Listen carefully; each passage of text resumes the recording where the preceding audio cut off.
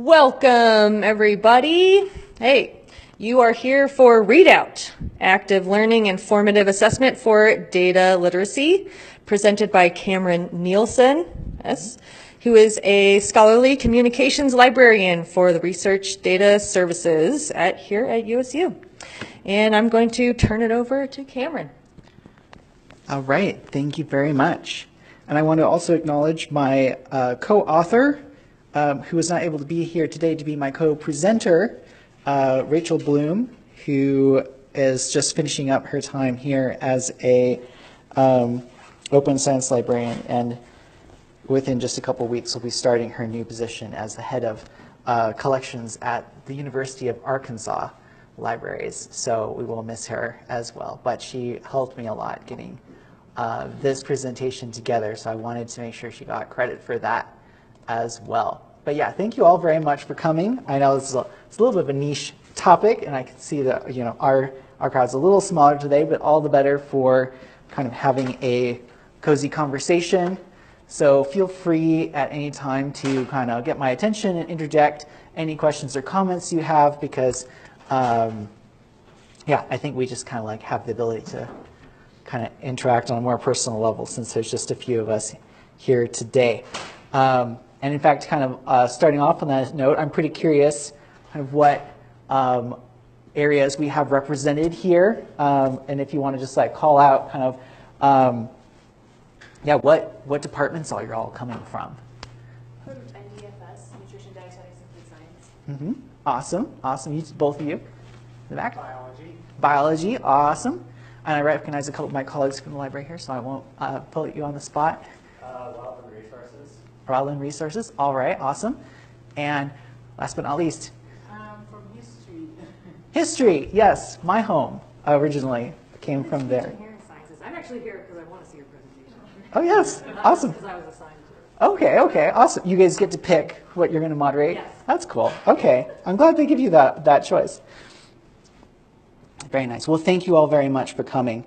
And I think when I was putting this together, I was definitely thinking in terms of fairly introductory level courses, but I think there's stuff here that can be adapted to more advanced level courses if that's kind of what you teach. And I'm curious if there's any of you here who teach anything really unusual like a lab course or like a research methods course that might have further. Not necessarily research methods course, although our students take that from another, but we're doing like master's projects which clearly have research components embedded within it. Mm-hmm. Mm-hmm.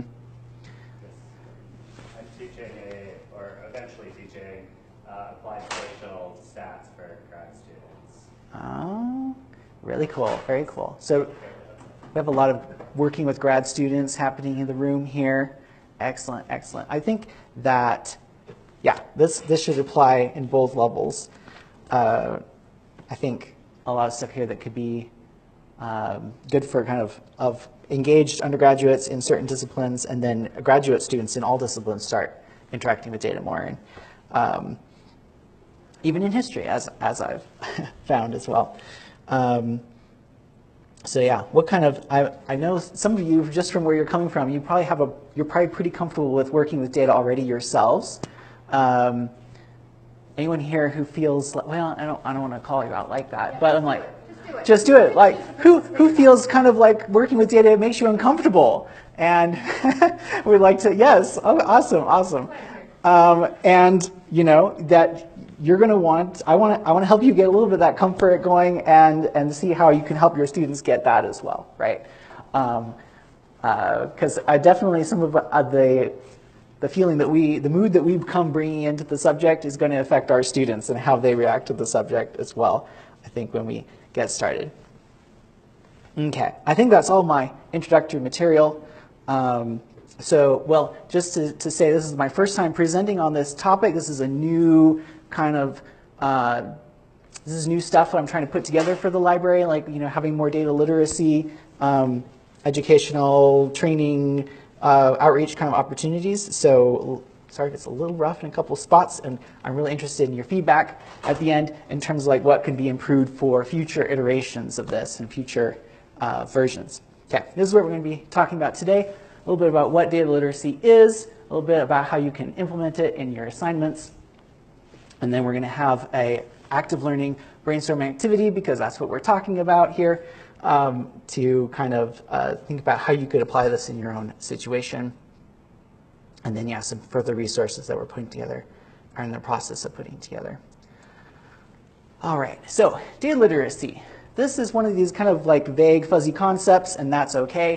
We're just kind of, it's not like a hard and fast definition, and overlaps with a lot of other kinds of buzzwords and literacies and skills and kind of vague kind of competencies that we hope that students will get out of their time at USU. And it really is kind of at the crossroads of a bunch of different things, because we do have a society where data is used a lot as an ultimate kind of evidence backdrop to a lot of different kinds of claims and a lot of different kinds of contexts. And it's a very vague concept. It's very flexible, right? Like data could mean a lot of different things in different kind of contexts. And I think we mostly tend to think of it in terms of like, something kind of like the sort of pyramid diagram you see around that is like the most basic level of information that's been gathered in research, right? It's almost like the grains or the atoms of knowledge at the most basic level. Possibly, people sometimes say raw data, right? Like they're like, it's just like been completely not been touched by the chef yet, which is the researcher. This is not, of course, entirely true, because you do tend to gather data based upon what kind of hypothesis you're working on, how your experimental design is, what are kind of the conventions in your discipline. So you're not obviously gathering every kind of data that you could possibly be gathering, and you've got certain types of methods that you're using to get it. And then, it gets organized by that system of gathering, and some structure gets put into it, even at kind of the raw level, right? I think the common thing is to think of it as being numbers, and a lot of things can be converted to numbers. And we're increasingly getting into a situation where, or into a kind of a research culture where anything can be converted into numbers, right? Like large language models are just taking any kind of normal human generated text and converting it into tokens and then doing statistics on it. And so then, any kind of text can be data of a sort, depending on how you want to, what you want to do with it, and how you want to crunch that information.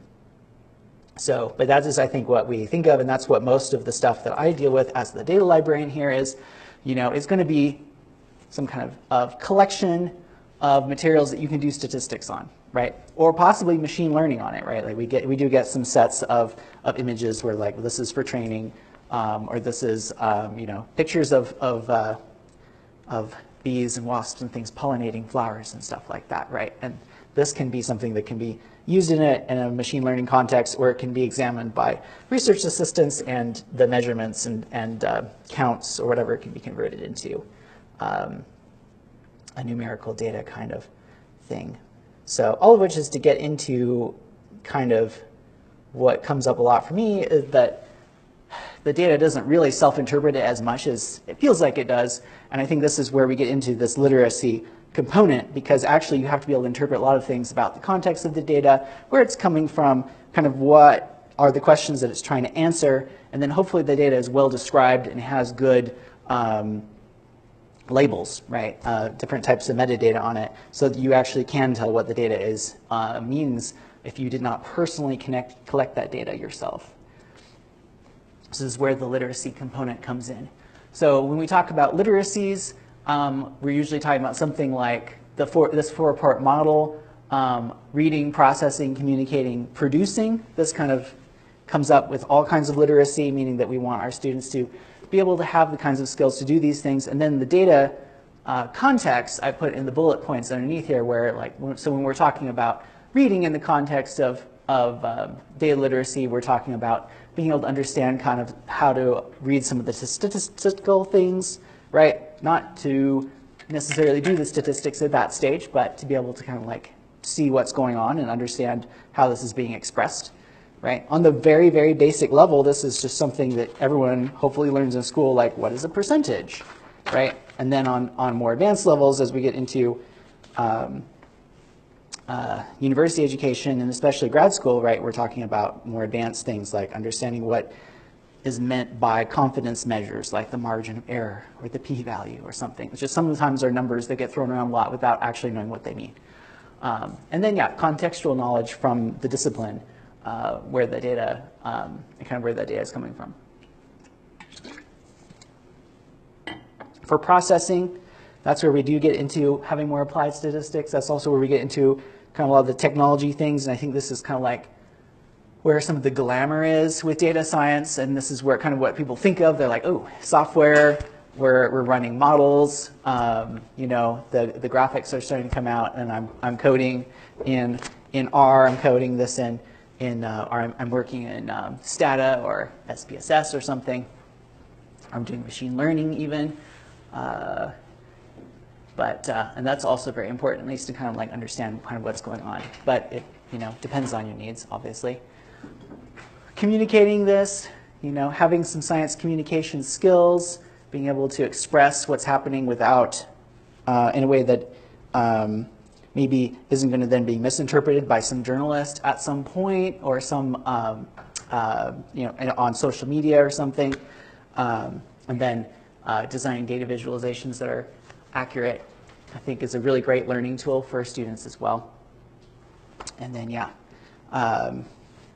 producing the data, obviously, is something that's very discipline specific. So I think what the thing that I find useful about this model is that really each of these kind of builds on the previous things, right? That you know, you need to have, it's very cumulative, right? Having the basic kind of skills and then moving into some of the more advanced kinds of skills. And that basically literacy is one of these things that improving in this never really ends, right? Like even as instructors, we're constantly improving and working on and learning more things, especially when we're talking about working with any kind of interdisciplinary materials where it's coming from outside of our immediate training. Then we're kind of like, wow, why did they do this way? It gets confusing. So I think that, you know, having that kind of attitude helps, of being open to, you know, that no one is perfect at this. And yeah, then yeah, being able to leading into that, you know, there's a certain amount of critical evaluation that you can then do once you start gaining these kinds of skills. A book I like on this one, this is pitched at kind of like introducing the, I'd say it's pitched really well, where it can be really useful for faculty members, but also can be really useful for undergrads as well. It's kind of, they're both researchers who use a lot of data in their own things, but they're trying very hard to explain it with the assumption that you do not have a strong statistics background of your own, for example. And it's just kind of like talking about maybe some strategies that you can use to avoid immediately getting fooled by it. Because as they explain, kind of what tends to happen is if you don't understand what's going on with the data and the statistics behind the scenes, is that just kind of becomes an opaque zone for you, right? It becomes black box, and you just are like, I'll just accept what comes out of it. So the irony of this, of course, is that the more specialized, especially scientific research gets, and as long as it produces good results, everyone just has to kind of takes it on faith that it's happening the way it should, and that the other people are coming up with the right conclusions. But people still make mistakes, right? And there's also still, you know, people out there who don't have the best of motives for some of the claims that they're making as well. So you still have to be on your guard for that. And I find this book very interesting and helpful. So I'd recommend it. We have the ebook, we have the print book at the library, and then the public library system actually has the audiobook as well through Libby, which is really nice as well. Okay, so a little bit more about kind of some of the applications of that, just really quickly, so you kind of see what I'm talking about here, right? Like, it's not just about detecting like intentionally misleading claims in the media or social media or whatever, propaganda kinds of things, right? There's also opportunities to kind of like pick up on maybe when science hasn't been done the most well. And there's been a lot of issues lately, especially with papers getting published without sufficient peer review, maybe partially AI written, right? And so I think we all need to be especially on the guard with this, where just because something looks like it was published in a peer-reviewed journal isn't as good of a guarantee as it used to be, unfortunately. Not that mistakes didn't happen before, but now especially there's kind of a surge of fairly sloppy work getting through. And knowing kind of like what's justifiable to look at or to criticize and not is, I think, really key for all of us as researchers. And there's sometimes people go too far and sometimes people get blowback. I think there's a lot of interesting discourse right now about kind of this reproduction crisis, reproducibility crisis, like how bad is it? What things really do need to be criticized. Some of the examples used in this book, they've gotten some blowback from people that they criticized, and there's been some debate back and forth, and on their website there's some really interesting documentation being like, well, this was fair, we went a little bit far in saying that this was not a good result, but we maintained this other one, or then we turned out to be right with this one. So I'm like, I think letting our students understand that there are learning in our discipline what is something that's up for debate and what's something that's like fairly settled, and like kind of like how we determine that, what the evidence is like, what the data is like, is really important in these kinds of data literacy and what we're trying to achieve with our data literacy pedagogy here. So yeah, so that's kind of set up a little bit what I'm trying to achieve there. I can get into talking a bit more about the actual assignments. So, and I have to kind of put my cards on the table, right? I've not, as a librarian, I've never taught like a full load of 4-credit classes, right? But I have designed 2 classes from scratch. One a gen ed information literacy class, and then the other one in my other field, Intro to History of Religions. So I have like dealt with the assignment design question, and worked with a decent number of students, especially in Canvas, in terms of like over several years, in terms of like what works for me and what doesn't work for me. But I also acknowledge that a lot of you are more experienced with the day-to-day grind, especially of grading a lot of assignments. So, let me know if something isn't super practical, but I try to keep in mind, things like grading time and stuff like that when I've been working on these kinds of things. And I do believe in keeping things, keeping assignments simple. It helps keep the students from getting confused, helps keep us from getting overloaded as we're trying to administer the assignments. So, hopefully that's something that you can relate to. Okay. Now, as part of kind of our conference today, we do have kind of this emphasis on kind of more innovative pedagogies, and I talked a little bit in my my abstract about active learning and formative assessment. So data literacy just really lends itself to this kind of thing because it can be a very hands-on kind of activity, which tends to be what we mean by active learning. I think there's a lot of benefits to active learning. I don't know if every single subject and topic necessarily lends itself to active learning, but data literacy is one of the ones that is actually a perfect fit for this. So there's lots of different ways of doing it, but mostly just kind of like letting them actually work on processing and interpreting data on their own. It really fits. And then formative assessment is a great fit with active learning, where this is just kind of our concept of making it so that they're actually doing things that they learn by doing it, but then also it's happening during the course and it's not super high stakes. So you can be giving them a lot of feedback and letting them know if they are not getting it and there's something that they still need to learn. And you can kind of like use that as a teaching moment, as a guiding moment on kind of an individual level, and maybe adjust to their needs in some fashion. I've been seeing a lot more of this just kind of naturally happening, and just as long as I've been, hanging around in universities, and back when I was a student too, is that you see a lot more kind of like submitting draft versions of assignments, for kind of like getting some feedback before you submit the final version of the assignment. I did this in my classes as well.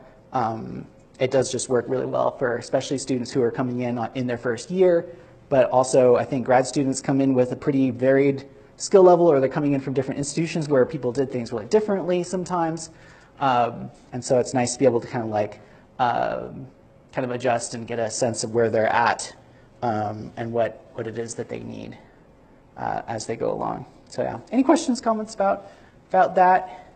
I know these, kind of these buzzwords are pretty vague and they kind of like get used like, sometimes in odd ways to tell us that we're doing things wrong with our instruction, but I do think it's kind of helpful to kind of like have some goals and some models in mind in terms of like things that we can try. And I do think there's a lot of benefits in terms of like, meeting students where they are. And in particular with data literacy, I think it takes, if we have more kinds of hands-on assignments, it takes some of the burden off of us to be able to predict exactly what students need to know at every stage, right? They can learn from what they're doing, and depending on where they're at, they may need different kinds of things, but they also might be learning things that we didn't necessarily predict initially, right? Like there's some kind of metacognitive abilities, there's reasoning, there's pattern recognition, there's reasoning, and there's things that come to them as they're learning this that aren't things that we can just, have thought of and have like on our slides to predict that they're going to learn from our stuff that we would cover in like a traditional lecture or something like that. And so I do feel like, especially with kind of active learning and really applied tasks like this, sometimes it can feel a little bit like you send them off on a quest for the Holy Grail, and then when they come back and they're like, I don't know, the Grail wasn't there, and you're like, well, actually the whole purpose was the things you learned along the way, right? I just wanted you to become a good, brave, and virtuous knight, and that's why you went on that quest. But you learned some things about what it means to go searching for this stuff. And then also I, as an instructor, learned that maybe if you go searching for that stuff, it's not there. So maybe we will think about how to tweak it this next time. Okay, I think I'm need to pick up the pace here a little bit. So learning outcomes. I mean, I think we've all written lots of learning outcomes. They can be helpful sometimes in planning our assignments. Some really common things that are used to help with the kind of the components of making a learning outcome. I think we're all pretty familiar with the idea that we're picking like a really concrete, active word to describe what we hope that they can do, and then kind of like we can work towards what it is that they actually are getting out of that. Like I said, we can't really predict everything that they're getting out of it, but it's good to have some goals in mind and try to design based on that. I'm sure we've all done assignments in college that it felt like we weren't really sure what the instructor felt like we were supposed to get out of this, right? It was just something that maybe their instructor assigned them to do, and they're just like, this is a hoop for the students to jump through. But I think that what we want to learn, it's good to have it be at least somewhat thought through. I find backwards design to be really helpful for this, so I would recommend kind of this concept of like, well, we can prioritize certain things that are really core that we want them to come out. This can be like some of the more metacognitive abilities, some of the ways of thinking about data, and then there's other things that can be kind of like more incidental, like, oh, that's worth being familiar with like the software program, but you're probably going to use different software programs in the future. So that's not like the main goal of my assignment, right? Like the main goal is kind of like understanding how data works under the hood and what kinds of things you're going to do to data, and how the different programs structure that might vary a lot. So kind of like designing assignments around that with that in mind from the very outcomes level. So yeah, okay. Here's a couple of assignments that I've run, worked well for me over a couple of different iterations. So, and yeah, nothing super complicated, just to kind of like be an example here. So This one, having them work with, and so I was doing, this was an online asynchronous class, so that of course kind of limited what I could do in terms of like working with the students directly, right? But what ended up working well is there you can find a wealth of YouTube tutorials and sample data sets that they can work with, and they can kind of step through it. And then as long as you kind of like create a structure for them to create a product for that, where you can kind of quickly see what it is that they did and whether it looks about like it should, it's pretty hard for them to create that product without kind of understanding what's happening, right? Because they're doing it themselves. And then that's something that they can then submit. And I found this was really good for them to kind of understand a little bit of how you might structure and restructure the data in order to generate some simple data visualizations. This one was for definitely a more introductory level class. So for grad students, you could definitely get way more advanced with what kinds of things they need to do with the data. And I just had them working, especially since they were remote.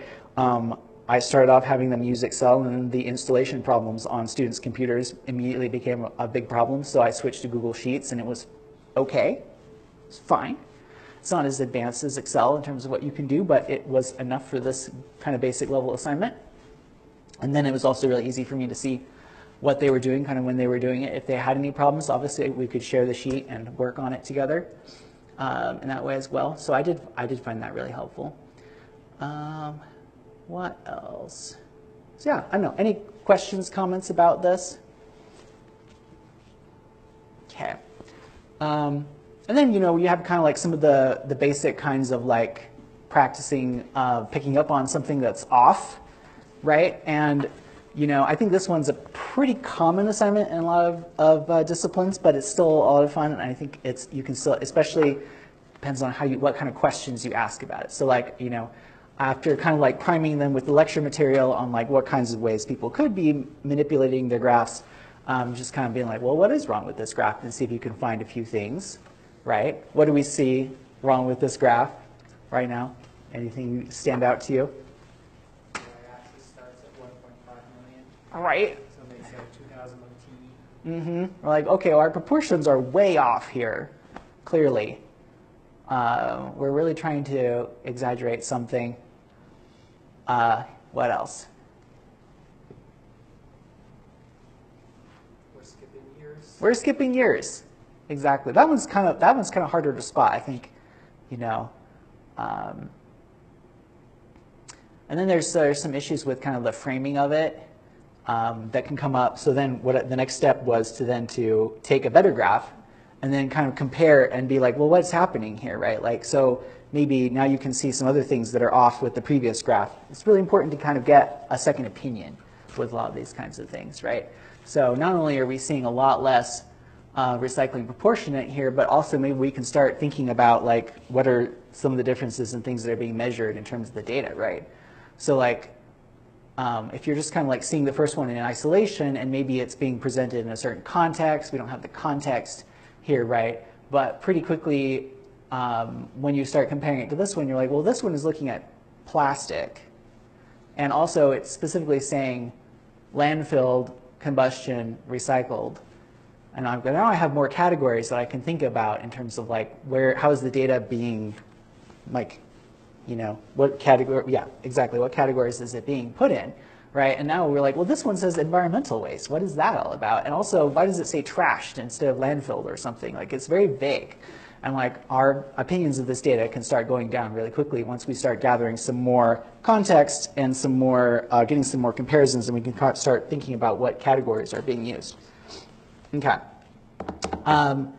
Just couple of quick tips, and we're going to do our activity here. These are just some things that I found that I think I've mostly covered all of these things, but especially when you're in an online remote class, being very specific instructions is very important. But I do think that you still need to have like some real world, like a little chaos in there still is good, because that's kind of how we learn, is by things not going right and having some friction. They have to work for it, right? If it's too easy for them, then they might not remember it. So I think getting the right amount, so where you and the students don't get frustrated, but enough to where they're like, they have to overcome some difficulties and feel a sense of accomplishment at the end is essential in assignment design context, which is why I find assignment design so easy. And, I feel like there's, still a lot I can learn about it as well. Okay. So we're going to take the opportunity here to form into groups of 3. I apologize for the 2 of you that are sitting on the opposite sides of the room. But if you can move, sorry to ask. But I've got just a Google sheet here, and it's following the same kind of format as kind of the first example I used to think about what might be something you could design in your own class that could implement some of this.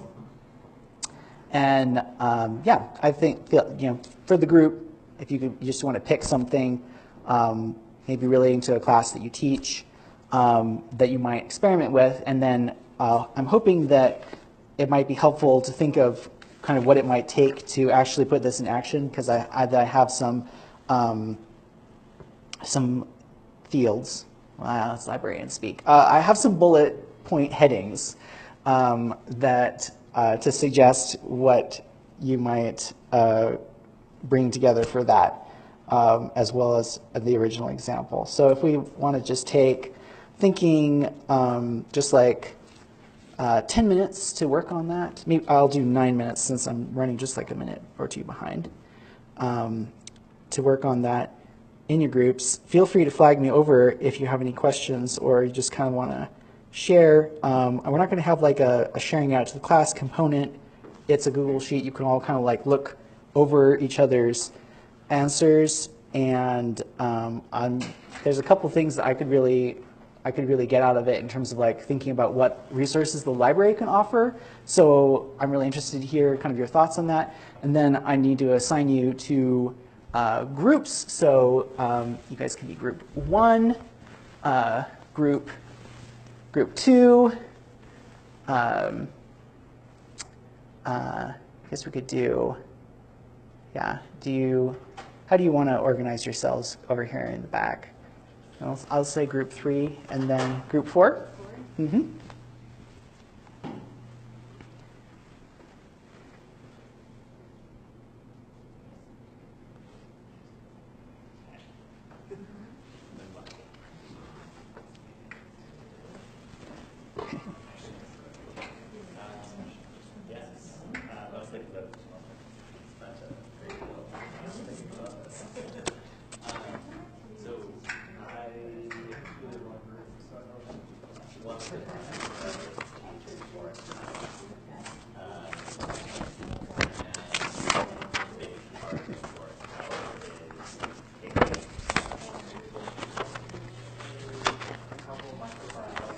I forgot about my handout as well. So I must have skipped this slide or something. But this is some outcomes that could be helpful in terms of thinking about what goals you might go for with the assignment. So just kind of like very like high level kind of like skills. That's why I felt a big part of the latter part of the course ends up being like explaining, analyzing their data and stuff like that. I forgot the handout, but this is just kind of like some of those kind of outcomes to target maybe with the assignment that might be helpful in thinking about it. Usually give them some basic guidelines, because all of this data, or all of the data are publicly available.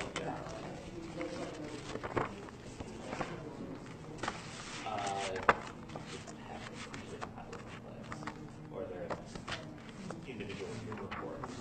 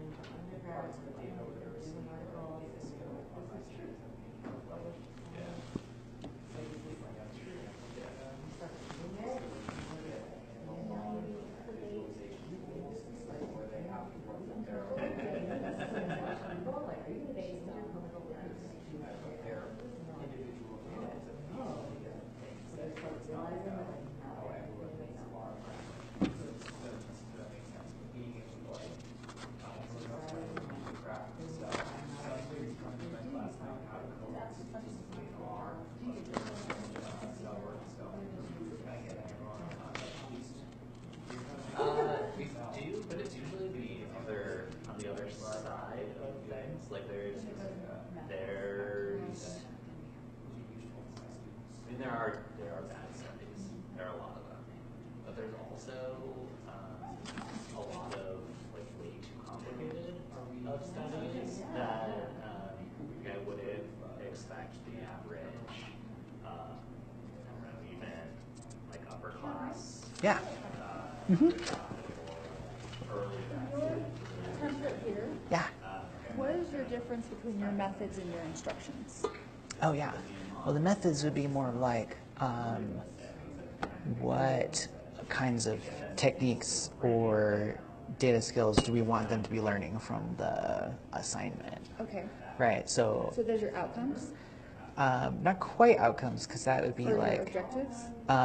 it's more like what are they going to do, right? Like so. In my example, it was like, okay, they're gonna like learn how to use do like a pivot table and like some of these kinds of things. But yeah, you're right. There's a lot of overlap between that and the outcomes, too. So it's not the most hard and fast No, that's good. definition. I just wanted to just clarify what you were looking for here. Great. Yeah. Thank you. Thinking of it like in the sense of like research methods, right? Like in that sense of methods, right? That there's like. We're not doing research here. Right. Okay. Like our students aren't going to do like, you know, any statistical analysis of any data. They're doing some really basic. They gave surveys to test or to assess knowledge or confidence, like a pre and post after a training. Like it's really basic data analysis. It's just kind of like calculating like scales. Yeah, just kind of like. We're looking at change. We're looking at Uh-huh. percent change of like Likert scale, like things like Likert scale, and I read percent change, but just changes in Likert scale. But like the example of the really bad graph, like we saw 38 of those this summer because that's when We have 38 graded them. students. Yeah, and there were quite a few that it's like, yeah, we've shared a lot of really good resources on how to do stuff, but we haven't ever done anything like this is a bad example, you know. So I don't know. We're just kind of thinking through how we help them. Yeah. 5 minutes? Oh yeah, perfect. Yeah, and we can take a little bit of that 5 minutes to kind of finish up everyone's discussions as well. The only other things I have to share is that we gathered some maybe further resources here that you can use for your professional development and thinking about further exploring the topic, since obviously one session is not enough. And then I'm really interested in hearing any of your comments and feedback. I don't know if ETE sends out like a survey or something that will come back to me, and I should have looked into that before. But I would always be really interested in hearing any of your comments by email, if in terms of like what kinds of things the library could be doing to help you out with this, and like what kinds of resources we could get together for you. So this is something that I'm working on exploring right now. Where is this data literacy in 60 minutes? So this is a link. So I think ETE has the slides available for all the sessions. If not, can we just email you? Yeah, yeah. That's- I know that I gave them my slides, and so I was like, I assume you're sharing this with everyone? I don't know. If it's on the program somewhere or something. But yeah, feel free to email me or put your contact info on the Google Sheet and I'll email it to you. She's gonna email you. Yeah. So yeah, I'm in the directory and here's my email. I really appreciate all y'all's participation today. I hope it was helpful, interested in comments for improvement and stuff, because I would hope to rerun this again in future years, but better, right? But yeah, thank you very much. Appreciate your attention.